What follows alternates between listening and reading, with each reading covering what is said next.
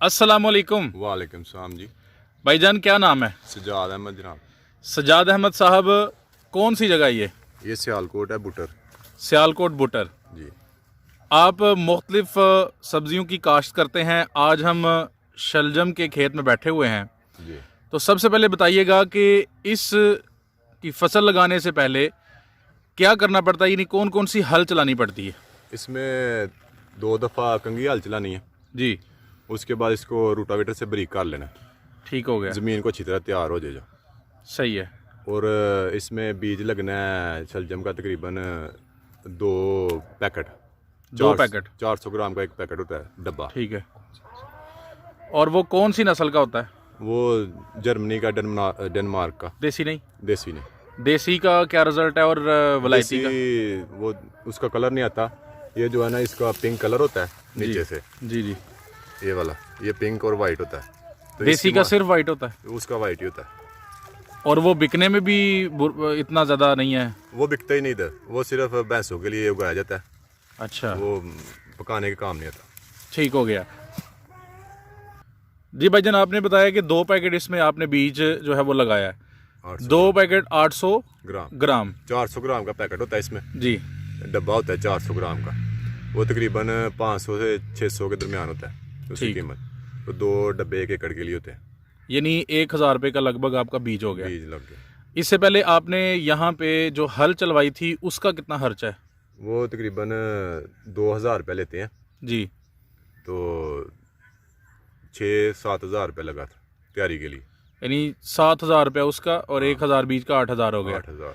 अच्छा, ये बताइएगा कि ये जो ज़मीन है ये इस फसल के लिए बिल्कुल सही है? बिल्कुल ज़बरदस्त। पंजाब में कहीं भी ये लग सकता है? लग सकता है, खेलियों और पे भी लग सकता है ये। अच्छा, और ऐसे भी लग सकता है। इसको बीज इसमें डाल के इसके ऊपर सुहागा चलाते हैं। जी, तो सुहागे से इसको लेवल हो जाता है सारा। ठीक तो है। इसके बाद ये तकरीबन 10-15 दिन के बाद 10 के दिन के बाद उगना शुरू हो जाता है। 8 से 10 दिन के दौरान। ठीक है। कलर वाली ज़मीन हो या फिर रेतली हो, उस पर भी लगाया जा सकता है? ये मैरा में ज़्यादा अच्छा निकलता है। यानी जो रेतली मिक्स ज़मीन होती है उसमें ज़्यादा बेहतर होता है? इसमें ज़्यादा अच्छा। ठीक हो गया, ये भी आपने बता दिया। अब इस पे हल भी चल गई है और बीज भी आपने लगा दिया है, और आपने बताया कि बीज लगाने के बाद पानी कब लगाना है?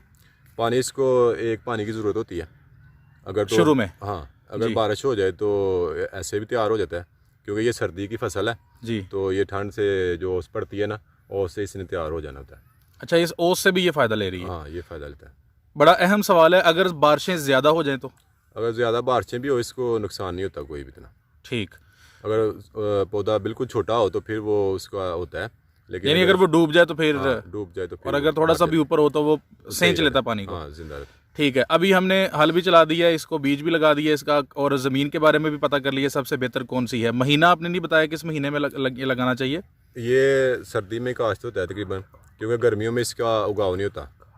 तो ये अगस्त के बाद जो है ना, सितंबर के दरमियान में शुरू होता है काश्त इसकी। सितंबर में शुरू होती है? जब ठंड शुरू हो जाए थोड़ी। ठीक हो गया। अक्टूबर अब में भी हो जाती है। जब आपने इसको लगा दिया बीज, और ये आपने बताया 10 दिन के बाद ये उगना शुरू हो जाता है, 8-10 दिन के दरमियान। पहली गोडी कब करवाते हैं? इसको गोडी की ज़रूरत नहीं होती। क्योंकि अगर गांद उगे भी तो ये इसको कोई असर नहीं होता। लेकिन अगर करनी हो तो इस पे ज़रूरी जो है पेंडिल मैथालीन वगैरह हो जाती है। अच्छा, हाँ। यानी इसकी गोडी बिल्कुल भी नहीं है? नहीं है। ठीक हो गया। तो अगर घास वगैरह या इसमें कोई जड़ी बूटियां उग जाती हैं तो उसकी काश्तकारों को टेंशन लेने की जरूरत नहीं कोई है? टेंशन नहीं। ये उगने से पहले इसके ऊपर पेंडी की स्प्रे कर दें। जी। कोई भी गंद और कम उगता है तो ये फसल हो जाती है। स्प्रे जो है वो बर वक्त होनी चाहिए, अगर उसकी टाइमिंग चेंज हो जाती है तो क्या उस उगे हुए पे नुकसान? नहीं करनी चाहिए। उगे हुए पे नहीं करनी उगे पे चाहिए। नहीं इसका कोई साइड इफेक्ट भी है स्प्रे का? वहाँ वो पौधे ख़त्म करती है इससे। उगे अच्छा। हुए पे नहीं होती। उगने से पहले ही करनी है। क्योंकि ये वत्तर में लगाया जाता है। जी जी। तो वो दवाई का असर जो है ना, वो वत्तर में हो जाता है। ठीक है। इसको जब तैयारी होती है ना, तो ये वत्तर में इसका बीज डाला जाता है। ऐसे खुश्क ज़मीन में नहीं ये उगता। सही इसको है। पहले पिलाया जाता है ज़मीन को। उसके बाद तैयारी करके वत्तर जब सही हो तो उसमें बीज डाला जाता है। अच्छा, अभी आपने बताया कि इसमें गोडी नहीं है, गोडी का खर्चा भी निकल गया। पहले अभी तक हमारा 8,000 रुपये इसका खर्च आया है। जी। तो बीज लगाते वक्त भी कोई खर्च आता है, यानी या सिर्फ खुद ही फेंक देते हैं? वैसे ही फेंक देना। छटा उसके लिए लगाना। कोई लेबर नहीं चाहिए? बीज का छटा ही लगता है इसका। छटा अगर ही लगता आपने है। खेलियों पे लगाना है जी। तो वो भी छटे से भी हो जाता है। छटा लगा के उसके बाद उसमें गुड वाली हल होती है, जी। वो चलाते हैं तो उससे भी खेलियों पे उग जाता है। सही हो गया। यानी इसका अगर लगाना भी चाहे तो वो मिनिमम जो है वो बराए वो नाम खर्च है। एक 2,000 रुपये का तकरीबन गुड का खर्च होता है, जी 1,000 से 2,000 के दरमियान। ठीक है। अच्छा अभी हो गया। सबसे पहली फसल हमें कब मिलेगी? ये कितने तकरीबन महीने लगाने के, कितने महीने के बाद? ये 2 माह के अंदर 60 दिन में तैयार होता है। जी तो 2 माह के अंदर इसको जो है ना शलजम तैयार होना शुरू हो जाता है। जी इससे तकरीबन बड़ा हो जाता है 2 माह के अंदर। ठीक है। तो इसमें जो तैयार हो जाता है ना उसको उखाड़ लिया जाता है। तो 15 दिन के वक्फे बाद दूसरा भी जो है ना वो भी तैयार हो जाता है। कितनी देर तक फसल लेते रहेंगे? ये तकरीबन दो फ्लाग इससे निकाले जाते हैं। अच्छा एक दफ़ा अगर निकाला है तो 15-20 दिन बाद जो रह जाता है ना छोटा, वो भी तैयार हो जाता है। उस तीसरा फ्लॉक नहीं है इसका? तीसरा बहुत कम होता है, वो ऐसे ही चारे के लिए भैंसों वगैरह को छोड़ देते हैं या हल चला देते हैं।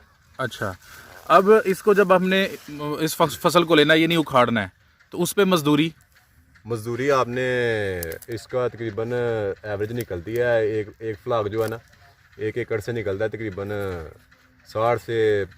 50 से 60 तोड़े निकलते हैं। ठीक है। वो मन के होते हैं या 50 किलो के होते हैं? 50 किलो के। ठीक है। फीड वाला तोड़ा नहीं होता जो सा जी, ये जी, मुर्गियों बिल्कुल। की फीड वाला, वो वाला तोड़ा तकरीबन 50 से 60 एक दफ़ा निकलते हैं। 100 तोड़े से तकरीबन इसकी एवरेज ऊपर होती है ठीक 1 है। एकड़ से। 1 एकड़ से तो 2 दफ़ा इससे तकरीबन 120 से 100 के दरमियान जो उससे निकलते हैं। तो मैंने पूछा था कि जो मजदूरी है इसकी, इसको उखाड़ने की, वो कितनी है? मजदूरी अगर 2 बंदे लगे ना जी तो ये तकरीबन वो 10 से 12 तोड़े आसानी से निकाल लेते हैं दिन में। ठीक है। 10 से 12 तोड़े। तो यानी 50 के लिए बन गए 4 दिन, 2 बंदों के 4 दिन, हाँ 4 दिन में तो तकरीबन 8 6 12 48 5,000 मजदूरी का हो गया उखाड़ने के लिए जी एक बार, एक बार। और दूसरी बार फिर 5,000, 10,000 हो गया। 10,000 10,000 पहले खर्चा आया था, वो 2,000 गोड का डाल के हाँ 20,000 टोटल खर्चा हो जी, गया। जी। और 120 मन आप निकाल रहे हैं इससे, 120 तोड़े निकाल रहे हैं 120 जिसमें 50 किलो का तोड़ा होता है। हाँ इस दफ़ा एक तोड़े का रेट लगा है तकरीबन 1,000 से 1200-1300 रुपया। 1200 लगा लेते हैं हम। हाँ अभी भी जो जा रहा है वो कल का मंडी का रेट था 1300। ठीक है। 1200 अगर लगा हो तो 120 तोड़े आपने बताया ना, हाँ 120 तोड़ों का बनता है 1,44,000, जी जी और 20,000 निकाल लें तो 1,24,000 प्रॉफिट हुआ 1,24,000 फी एकड़। जी और ये दोनों फसलें इसमें डाल दी हैं हमने, यानी 2 बार जो लिया जाता है। जी 2 फ्लाग निकल। अच्छा ये आपके पास जो एक पीस नज़र आ रहा है, इसका साइज़ ज़रा बता दें कि कितना साइज़ होना चाहिए तो फिर इसको हम निकाल सकते हैं, यानी उखाड़ना चाहिए। ये साइज बिल्कुल ठीक है, अगर अच्छा। इससे थोड़ा बड़ा भी हो जी। तो वो भी चल जाता है इतना। अच्छा अच्छा ये 2 साइज़ हमारे पास आ गए।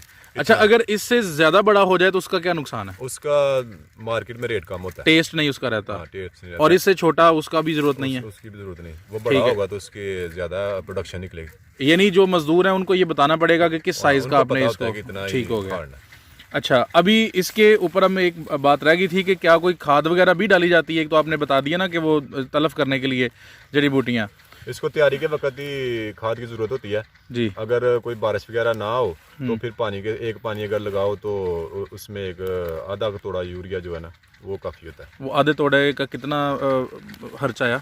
वो तकरीबन 2,000 के करीब तोड़ा है, तो 1,000 रुपये लगा लें। अगर ज़मीन कोई ज़्यादा कमज़ोर हो तो फिर तोड़ा लगता है पूरा। सही है। अच्छा भैया, हमने प्रॉफिट जो निकाला था वो था 1,24,000, उसमें हमने इसका ठेका शामिल नहीं किया था। ये कितनी देर ज़मीन को कवर रखता है ये लगाने के बाद निकालने तक? 2 महीने में इसमें तैयार हो जाता है, जो मार्केट में सेल होता है। हाँ, तो 1 माह और लग जाता है इसको, 3 महीने लगा लें, 3 माह तक यानी सारी चौथा हिस्सा साल का। फसल। जी 45,000 अगर चल रहा है तो चौथा हिस्सा 10,000 बना, 10,000। तो टोटल फिर जो 1,24,000 प्रॉफिट है उसके पीछे रह गया 1,14,000। यानी फी एकड़ इस फसल से आपको सारे खर्चे निकालने के बाद 1,14,000 बच सकते हैं, जी बस और वो भी with in 3 months. 3 month. 3 months के हिसाब से अगर आप 1 एकड़ देखते हैं तो ये महीने का तकरीबन बन जाता है कोई 40,000 के करीब, 35 से 40,000 एक बंदा 1 एकड़ से महीने का इस फसल से कमा सकता है। जिंदाबाद जी। और इसकी कोई बीमारी वगैरह भी है? इस पे कोई बीमारी नहीं। अच्छा ये फसल ऐसी है कि इसको कोई बीमारी नहीं लगती। तो इसमें ये होता है टोका वगैरह, टिड्डी वगैरह, जी उसकी लैम्डा वगैरह स्प्रे होती है। ठीक है वो भी कोई उगने के 10-15 दिन बाद, ठीक वो है। 200-300 की स्प्रे होती है। अच्छा, टिड्डी का आजकल बड़ा मसला चल रहा है पाकिस्तान में, तो उसका दोबारा ज़रा नाम लीजिएगा उसका। टिड्डी या टोका वगैरह होता है नहीं, वो जो स्प्रे जो करते हैं वो उसमें लैम्डा वगैरह की जाती है। लैम्डा, ये हमारे नाज़रीन याद रखें कि लैम्डा जो है ना।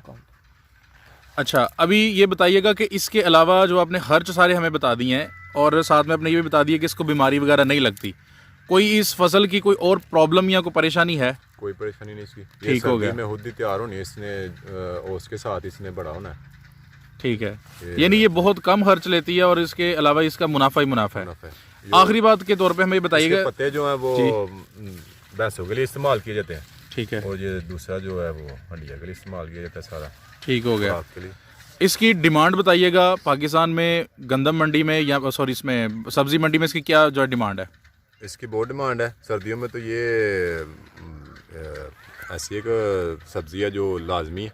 ठीक है, शलजम, मूली वगैरह, शलजम, गाजर, सही ये तो है। 3-4 सब्जी। यानी जो किसान भी इसको लगाता है उसको लॉस का तो नहीं है कोई लास्ट मसला? का कोई नहीं मसला। आखिर में हमें अपना कांटेक्ट नंबर बता दें, कोई दोस्त आपसे बात करना चाहता है, इसका बीज वगैरह या इसकी इन्फॉर्मेशन लेना चाहता है, उसके हवाले से अपना कांटेक्ट नंबर हमसे शेयर कर दें। 0334 34 81 26 940। बहुत शुक्रिया सजाद भाई, आपने बहुत अहम मालूमात हम तक पहुँचाई हैं। अस्सलाम वालेकुम।